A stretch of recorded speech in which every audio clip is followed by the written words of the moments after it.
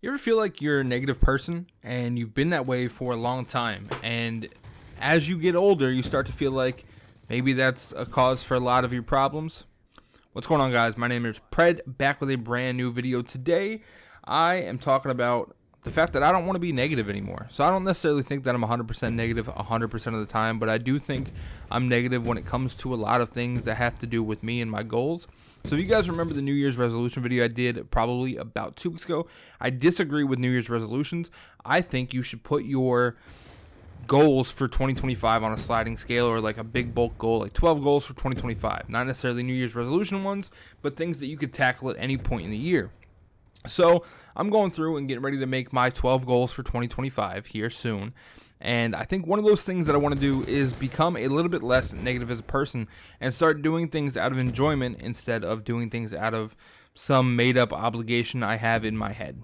So I'm coming to the point where I only want to start doing things that I love to do, or that I'm having fun, or if I decide I'm not having fun, I'm going to be done with it for the day and I'll revisit it at a later time. One of those things that I have on my plate right now is Call of Duty. Ironically enough, I'm not going to say that I love Black Ops 6. I've made plenty of videos talking about all the negative aspects of it.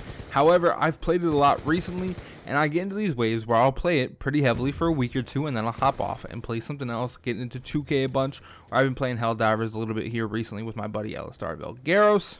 But I've been trying to watch a lot of content creators here in the Call of Duty space, and a lot of them seem pretty angry at the game all the time, and it makes it hard for me to want to watch those videos. So as far as like how I'm going to handle this in a Call of Duty situation, I'm only going to record the videos. I'm still going to try to keep a schedule, because I get into the modes to play Call of Duty or games in general multiple times throughout the week. I just gotta record, and the commentary things are things that are always going to continue to happen, like this sit down type commentary. But as far as playing games, I'm really only going to play them when I feel like I'm having fun or I'm in the mood to play them, you know what I mean? Try to maintain a level of positivity throughout my days, because as I get older, there are more things that are naturally just going to fall down on my shoulders and add to the weighted stress of everyday life, and I don't think that I want to add things like this that are supposed to be enjoyments to that. I stopped playing basketball when it became stressful. Not that you shouldn't push through those if you have a goal, but at my age, I'm not going to the NBA. I'm not going to go play overseas. So going and making sure I get 150 shots up 3 times a week is kind of pointless when I'm never going to play again if it's making me miserable. Now, if 150 shots 3 times a week is making me the happiest person on the planet, I should be doing that as much as possible. Maybe bump it up to 4 times, 5 times, whatever it happens to be. I think that I need to start approaching life with the attitude that if it's going to be enjoyable, I should go for it. Now, not to shirk on responsibilities, and I definitely should have things that I have to do. Like, I don't like working on my car. I kind of enjoy working on cars. I'm not a fan of working on my car per se, because there's always that added stress of needing it ready for work. But things like that, I should be enjoying. And I don't want to feel like I'm shirking on those responsibilities because I don't want to do it while I'm not enjoying, because you have to do things you don't love in life. But when it comes to the things that you choose to do, like Call of Duty, for instance, I really feel like I shouldn't feel like it's an obligation when it's not my job. I've done a lot here in the YouTube gaming space, YouTube Call of Duty space, we'll call it. I've had multiple channels. As far as Call of Duty personal channels, this is my 3rd go around at this. I had one channel that got pretty close to 900 subscribers. It's sitting pretty close to 900 subscribers right now. And then another channel that broke like 100 and then got deleted from something. Honestly, that was 2012, so I can't really remember.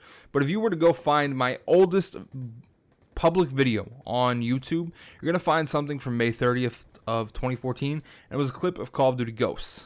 I'm sorry, it was a clip of Titanfall. The second video was Call of Duty Ghosts. And then the first commentary was Call of Duty Ghost, I believe. Actually, I just double checked. My first video was a Black Ops 2 commentary in 2014. That was my first actual commentary. I then did a bunch of series about how to survive high school, because I was a senior in high school back in 2014. Did a bunch of videos on how to survive high school, different things, finals. Got really into competitive gaming, and I loved that aspect of it. But that's not the point of this video. I've been doing YouTube for at least 12 years now, trying to make a shot at it, and that's multiple clans, multiple teams, multiple like positions as content creators in other groups and organizations. Like I was a part of I helped assist in starting the Life is Gamers clan, where I was part of the competitive team there. really kind of got it off the grounds. We started Studs Gaming, where I was also on the competitive team as well, and then I joined. One of the teams was Legendary, and there's 2 other teams that I joined as content creator. One of them was actually back during, I want to say, Vanguard, and I spent a lot of my time running with the pro team there in their ranked play. So, or not the pro team, but the competitive team, on top of making content for their channel as well. And then on the back end, I've been editors for different teams and stuff like that. So I've been on YouTube a long time, and I've done everything from Call of Duty to 2K to real life videos to real life basketball and Apex, and somehow I found myself back doing Call of Duty. It seems to be the overarching theme that I always go back to Call of Duty, but I really don't want to be doing things that I'm not enjoying anymore. And I think that should be a kind of like a reach or an agenda or a goal for everybody moving into 2025, is if you're one of those people that are making content, don't make content because you have the feel, the need to do it. And if you have the opportunity where you're looking at a part of your life and it's not a requirement to make sure your bills are paid, you have food in your stomach, and everything's taken care of, if it's not one of those, it doesn't fit like a need in your life and it's a want, you need to really analyze what your needs and wants are. And if it is a want, you shouldn't do it unless you're enjoying it. And I think that's something that we could all really work on moving into 2025. That's pretty much the video. Hopefully you guys enjoyed. Like and subscribe to the channel. We're on the road to 500 subscribers. See you guys next one. Peace out.